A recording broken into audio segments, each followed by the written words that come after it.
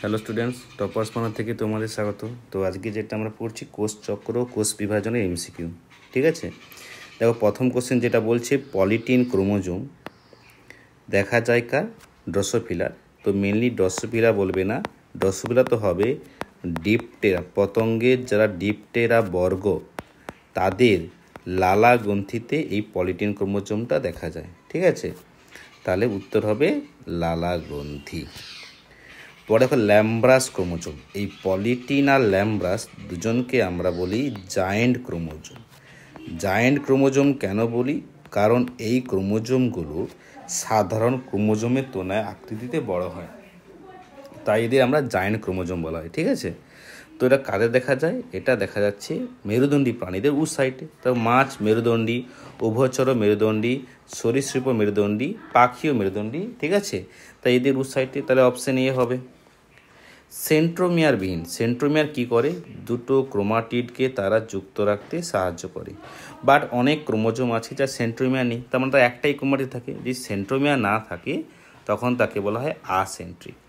আর এই সেন্ট্রোমিয়ারটা ক্রোমাটিডের মাঝ বরাবর থাকে দুটি ক্রোমাটিডের, তখন মেটাসেন্ট্রিক।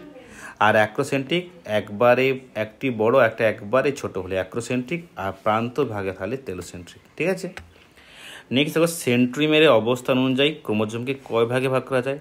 তো অবস্থান 4 ভাগে হয়। একটা মেটাসেন্ট্রিক, 2 সাব মেটাসেন্ট্রিক, একে হচ্ছে তাহলে কি বলো মেটাসেন্ট্রিক, 2 সাব মেটাসেন্ট্রিক, 3 অ্যাক্রোসেন্ট্রিক, আর 4 টেলোসেন্ট্রিক। তাহলে অপশান বি 4। মুখ্য খাঁজ বলতে ক্রোমোজোমের কোন খাঁজ কি? মুখ্য খাঁজ যেটা সেন্ট্রোমিয়ার বলে হয়, বাট সেটা গাঢ় রঞ্জিতকরণ হলে তখন তাকে বলা হয় সেন্ট্রোমিয়ার। তো যে দুটো ক্রোমাটিডকে যুক্ত রাখতে সাহায্য করে, তাই ক্রোমোজোমের মধ্যবর্তী সেন্ট্রোমিয়ার অঞ্চল। ঠিক আছে, প্রান্তদেশকে আমরা বলি টেলোমিয়ার। প্রান্তদেশকে কি বলা হয়? টেলোমিয়ার। আর দৈর্ঘ্য বরাবর পুঁতির মতো অংশকে ক্রোমোমিয়ার।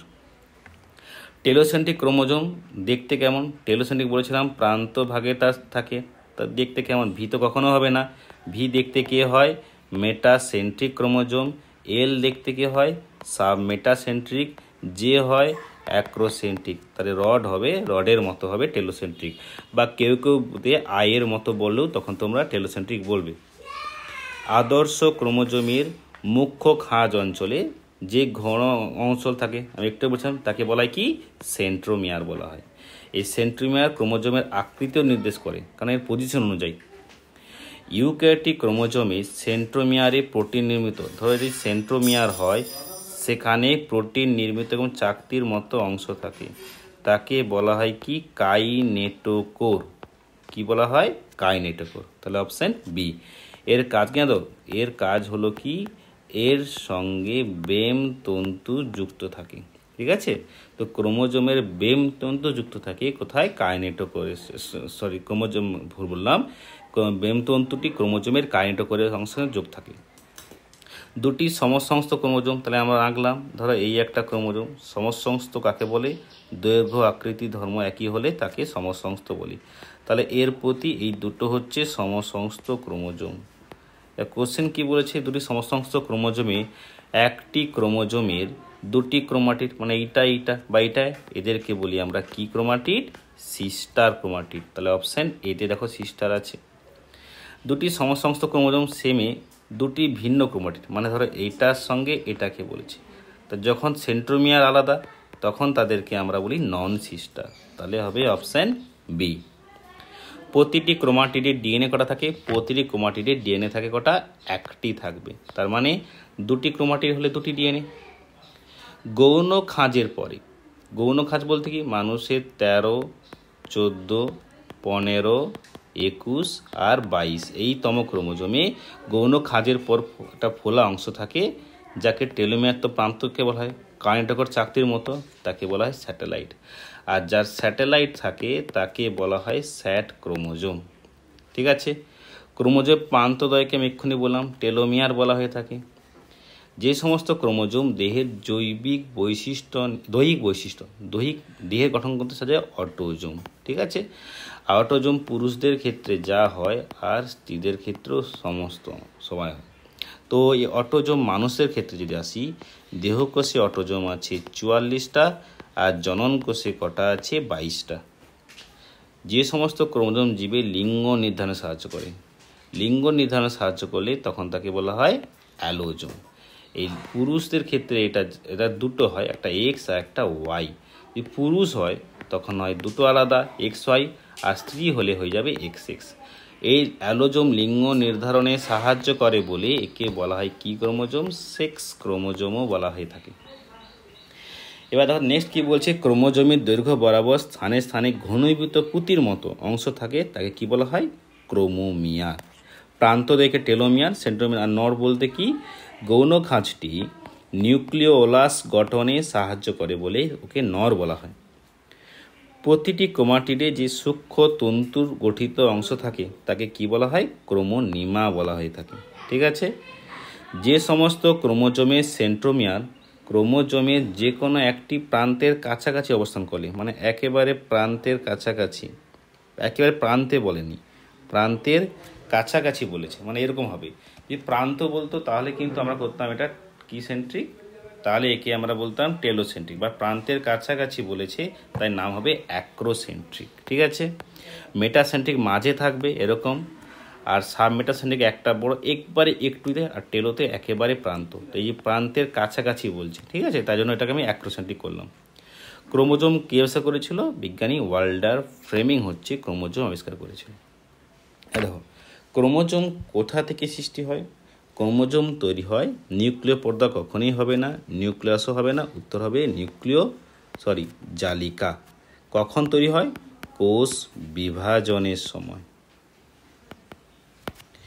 ক্রোমোজোমে উপস্থিত ক্ষারীয় প্রোটিনের নাম কি?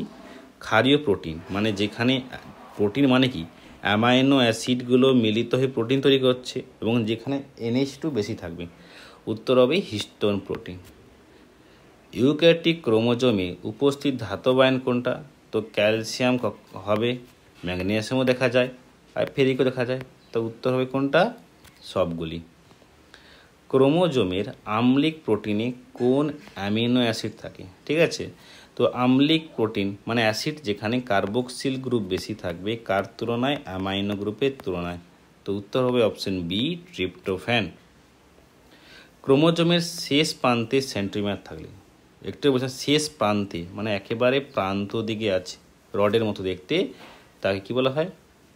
টেলোসেন্ট্রিক বলা হয়। তাই এগুলো আমি এখানে বলেছিলাম এই ভির মতো হবে, এই মতো হবে। ক্রোমোজোমে যে অংশের নিউক্লিয়াস তৈরি হয়, কোথা থেকে তৈরি হয়? গৌণ খাঁজ থেকে তৈরি হয়, আর তাই গৌণ খাঁজকে কি বলা হয়ে থাকে? নর বলা হয়ে থাকে। এল আকৃতি, এল মানে দেখতে এরকম, একটা বড় একটা কাছাকাছি একটু ছোট, তাহলে কি হবে? Sub metacentric. মেটাসেন্ট্রিক ভি আকৃতি আর অ্যাক্রোসেন্ট্রিক হয় জে আকৃতি। সেন্ট্রোমেরিক ক্রোমোমিয়ার, যখন কোনো ক্রোমোমিয়ারটা প্রধানত পুঁতির মতো অংশটা সেন্ট্রোমিয়ারের কাছে থাকে তাহলে হবে সেন্ট্রোমিয়ার অঞ্চলে পাওয়া যায়। ক্রোমোজোমের যে অংশে নিকটবর্তী দুটো ক্রোমোজোম জুড়তে দেয় না, ধরো এই একটা ক্রোমোজোম আবার এই একটা ক্রোমোজোম, তো জুড়তে দেয় না কেন? কারণ এই যে প্রান্ত ভাগকে বলা হয় কি? টেলোমিয়ার বলা হয়ে থাকে। ঠিক আছে। এই টেলোমিয়ার হচ্ছে জুড়তে দেয় না, তাহলে অপশান বি, টেলোমিয়ার। হ্যাপ্লয়েড মানে এন থাকে, এন মানে কি? এক্ষেত্রে ক্রোমোজোমগুলো একটা একটা সেভেন, ধরো 1 নম্বর ক্রোমোজোম একটা থাকে, 2 নম্বর ক্রোমোজোম একটা থাকে, 3 নম্বর ক্রোমোজোম একটা, একে হ্যাপ্লয়েড। এই জোড়ায় জোড়ায় থাকে, ধরো 1 নম্বর ক্রোমোজোম সে জোড়ায় জোড়ায় আছে, 1 নম্বর 2 সেও জোড়ায় জোড়ায় আছে। তার মানে কি? যখন জোড়ায় জোড়ায় থাকবে তখন তাকে বলা হয় ডিপ্লয়েড। তাহলে হ্যাপ্লয়েড কত হয়? দেহকোষ সবসময় ডিপ্লয়েড হয়, এইরকমভাবে অবস্থান করতেছে। পেশিকোষও সেম, উত্তর হবে ডিম্বাণু। কেন? মনে রাখবে গ্যামেট সবসময় কিন্তু হ্যাপ্লয়েড হবে, যাতে আমাদের ক্রোমোজোম সংখ্যাটা ঠিকঠাক থাকে। ক্রোমোজোমের গৌণ খাঁজের পরবর্তী স্ফীত বালের মতো অংশকে বলা হয়, একটু বলছিলাম স্যাটেলাইট, যেটা মানুষের কত? 13 নম্বর, 14 নম্বর, 15 নম্বর, 21 নম্বর আর 22 নম্বর ক্রোমোজোমে দেখা যাবে। নর অঞ্চল কোথায় থাকে? গৌণ খাঁজ অংশে থাকে। নর মানে যে অংশটা নিউক্লিওলাস গঠন তৈরি সাহায্য করছে। কোনো ক্রোমোজোমে সেন্ট্রোমিয়ার ক্রোমোজোমের মাঝখানে থাকে, একটু বলছিলাম মেটাসেন্ট্রিক, ভির মতো দেখতে হয়। যে ক্রোমোজোমে অনেকগুলি সেন্ট্রোমিয়ার আছে, ধরো এখানে একটা দুটো অনেকগুলো আছে, 2 এর বেশি, দুটো একটা তাহলে মনোসেন্ট্রিক, দুটো হলে ডাইসেন্ট্রিক, চারটা হলে টেট্রা, তো অনেকগুলো তাহলে পলিসেন্ট্রিক। আসলে টেট্রা কিন্তু দেওয়া হয় না, মনে রাখবে আসেন্ট্রিক যদি সেন্ট্রোমিয়ার না থাকে, মনোসেন্ট্রিক যদি একটা থাকে, ডাইসেন্ট্রিক যদি দুটো থাকে, আর পলি মানে দুইয়ের বেশি। কোনো কোনো ক্রোমোজোমে প্রাথমিক খাঁজ ছাড়া আরেকটি স্থানে অকুণ্ডলিকিত খাঁজ দেখা যায়, ঠিক আছে, তাকে কি খাঁজ বলা হয়? গৌণ খাঁজ বলা হয়। আর যে খাঁজটাকে একটা নাম দেওয়া হয়েছে নর অঞ্চল। তাই নর কি কাজ করে বলে, নিউক্লিওলাস পুনর্গঠনে সাহায্য করে। ডিএনএ সংশ্লেষ কোথায় ঘটে? ডিএনএ সংশ্লেষ মানে রেপ্লিকেশন, প্রতিলিপিকরণ, অর্থাৎ একটা থেকে ডবল হয়ে যায়, কোন দশায় ঘটে? এস দশা বা সংশ্লেষ দশা। আরএনএ আর প্রোটিন কোথায় সংশ্লেষ ঘটে? আরএনএ প্রোটিন ঘটে G1 আর G2, মানে অপশান ডিতে। সেন্ট্রোজোমে ডবল হয়ে যায় কোনটায়? সেম এস দশায়। এস দশায় তাদের ডিএনএ ডবল হয়ে যায়, আবার সেন্ট্রোজোমও ডবল হয়ে যাচ্ছে। কোনটি G1 দশার বৈশিষ্ট্য নয়? G1 দশার বৈশিষ্ট্য নয় হচ্ছে ক্রমাগত বৃদ্ধিত অফকোর্স হয়ে থাকে, সবই হয়ে থাকে ডিএনএ রেপ্লিকেশন, কারণ এটা হচ্ছে কোন দশায় ঘটে থাকে? এস দশাতে ঘটে থাকে, ঠিক আছে। যদি একটি কোষে G1 দশায় 2n সংখ্যক ক্রোমোজোম থাকে, তাহলে এস দশায় কটা হবে? মনে রাখবে, ডিএনএর সংখ্যা ডবল হলেও ক্রোমোজোমের সংখ্যা কিন্তু কখনো পরিবর্তন হয় না, আনচেঞ্জ থাকে। তার উত্তর হবে 2nই হবে, তাহলে অপশান সি। G0 দশার বৈশিষ্ট্য হলো কি? সক্রিয় বিপাক। কোন প্রকার কোষে G0 মানে কি? সেইখানটার কোষ বিভাজিত হয় না, তারা স্টপ হয়ে যায়। কোনটা হবে? স্নায়ু কোষে।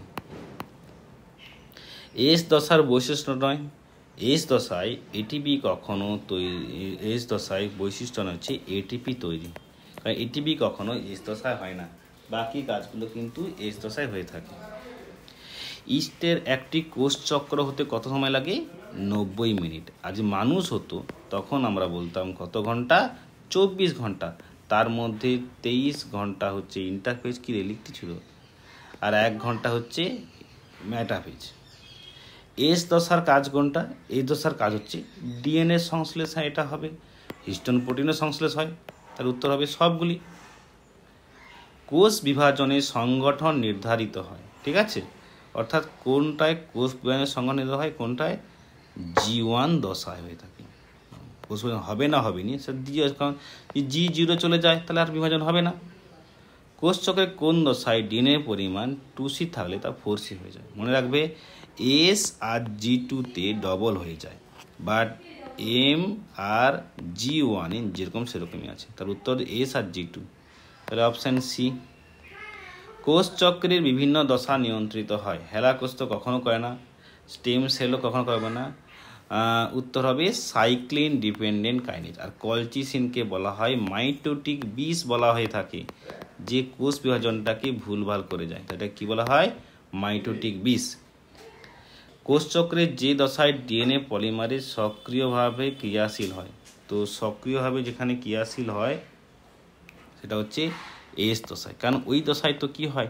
ডিএনএ রেপ্লিকেশন হয়, তাই ওই দশায় সে সক্রিয়ভাবে ক্রিয়াশীল হয়ে থাকে।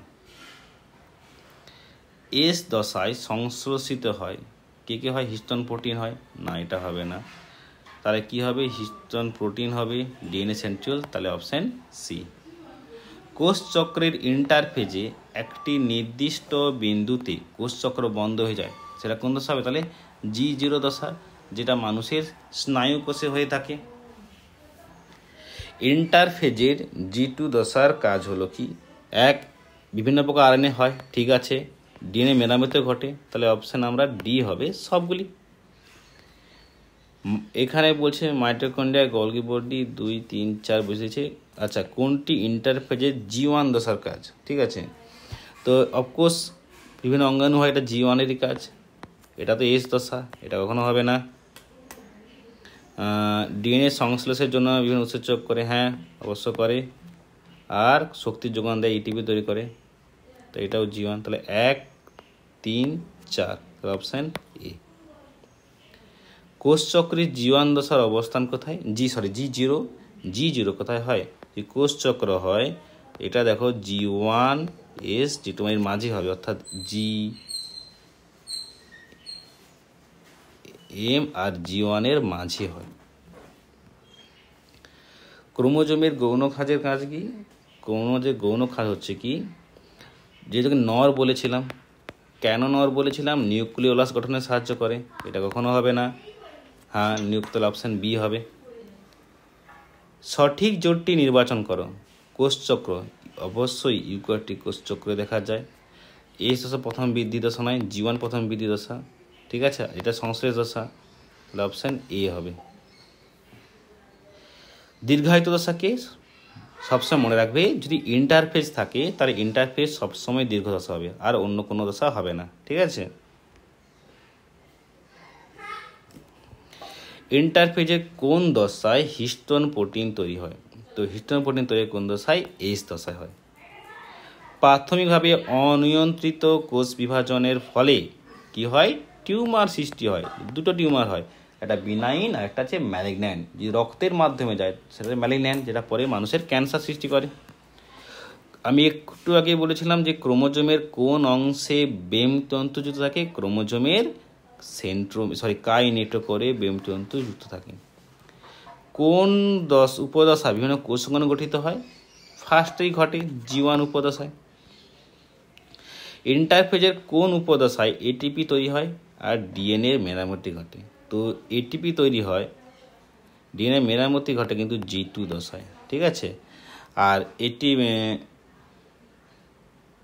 এটিপিও তাহলে G2 দশা হবে, তাহলে হবে উত্তর সি। বিপাকীয় নিউক্লিয়াস কোথায় দেখা যায়? বিপাকীয় নিউক্লিয়াস দেখা যাচ্ছে ইন্টারফেজ দশা, ঠিক আছে। পরপর সংগঠিত দুটি কোষ বিভাজনের মধ্যবর্তী কোষচক্র তাকে কি বলা হয়? মধ্যবর্তীকে বলা হয় ইন্টারফেজ দশা। কোষের বৃদ্ধি হয় প্রস্তুতি বিভাজন চক্রকারে ঘটে থাকে, তখন তাকে বলা হয় কি? কোষ চক্র বলা হয়ে থাকে। কোষ চক্রে কোন দশা বন্দি দশা বলা হয়? আমি একটু বলেছিলাম যে G0 দশাকে বন্দি দশা বলা হয়, কারণ এই সময় কোষ বিভাজিত হয় না, স্টপ হয়ে যায়, ঠিক আছে। G0 দশা কোষগুলি কি কোষ চক্রে প্রবেশ করে? কখনো না। কোষ চক্রকে স্থগিত করে না, এটা কোষ চক্র থেকে বেরিয়ে পালিয়ে আসে, কারণ সে বিভাজন করবেই না। ইউক্যারিওটিক কোষ বিভাজনে ইন্টারফেজ দশায় কোন ঘটনাটি ঘটে না? অবশ্যই এটিপি তৈরি ঘটে, ডিএনএটা ঘটে, আরএনএ সংশ্লেষ ঘটছে, কোষের আকার হ্রাস ঘটে, এটা কখনো কোনোদিন ঘটবে না। ম্যালিগন্যান্ট কোষে কোন প্রকার কোষ দেখা যায়? ম্যালিগন্যান্ট মানে ক্যান্সার কোষ, আর ক্যান্সার কোষে সবসময় মাইটোসিস হবে, তো অপশান বি। ক্যান্সার কোষের অন্যতম বৈশিষ্ট্য কি? কোষ বিভাজন বন্ধ হয়েছে, এটা কখনো হয় না। সংস্পর্শজনিত বাধা লোপ পাওয়া হবে। সংস্পর্শজনিত মানে কি?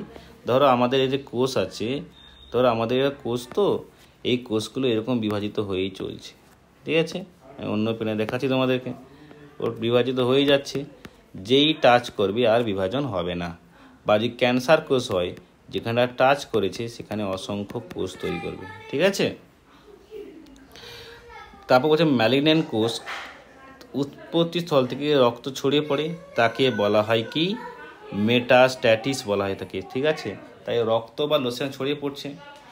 অ্যামাইটোসিস, এই অ্যামাইটোসিস একটা আছে কি বলা যায়, আনডেভেলপ একটা কোষ বিভাজন, যেটাখানে নিউক্লিয়াস আর সাইটোপ্লাজমের বিভাজন একসঙ্গে ঘটে। এটা যারা ঘটে কারা? নিম্নজীব, অর্থাৎ অ্যামিবার দেহ ঘটে থাকে। ডিপ্লয়েড কোষে টুইন নিউক্লিয়াসে অবস্থিত সম আকৃতি সম্পন্ন সমগুণ